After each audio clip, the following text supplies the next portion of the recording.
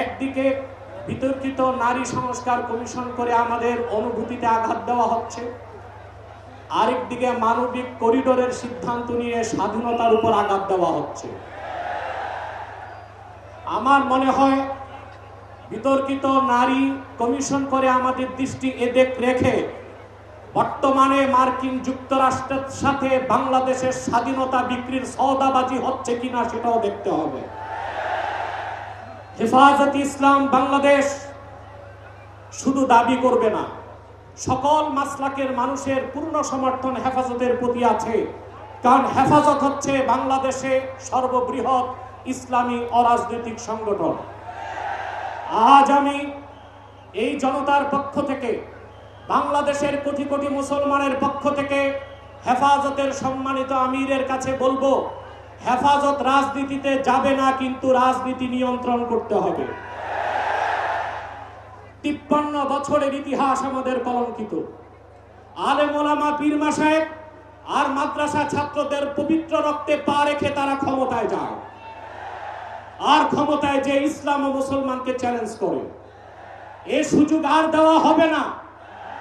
অনতি বিলম্বে বিতর্কিত নারী কমিশনের সমস্ত প্রস্তাব বাতিল করলেই হবে না। যে নারী নামের হিজড়াগুলো এই দুঃসাহস করেছে, গ্রেফতার করে তাদেরকে আইনের আওতায় আনতে হবে। আরেকটি বিষয় হচ্ছে, ডক্টর ইউনূসকে বক্তব্য পরিষ্কার করতে হবে।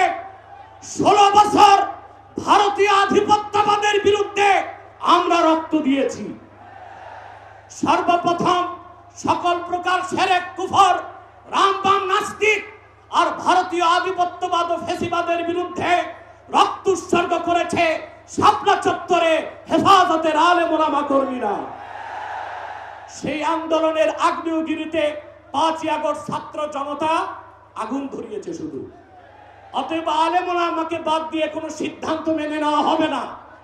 ডক্টর ইউনূস সাহেব পরিষ্কার করুন, মানবিক করিডোরের নামে বাংলাদেশকে ইন্দো প্যাসিফিক অঞ্চলে যুদ্ধের দিকে ঠেলে দিবেন না। আগ্রাসী শক্তিকে বলে দিচ্ছি, আমার দেশের সবুজ লাল পতাকার দিকে যে চোখ তুলবে তার চোখ উপড়ে দেওয়া হবে। আমার বাংলার কোন 1 ইঞ্চি মাটিতে আগ্রাসনের থাবা বসালে সেই কালো হাত ভেঙে দেওয়া হবে। ব্লাসফেমি আইন করতে হবে।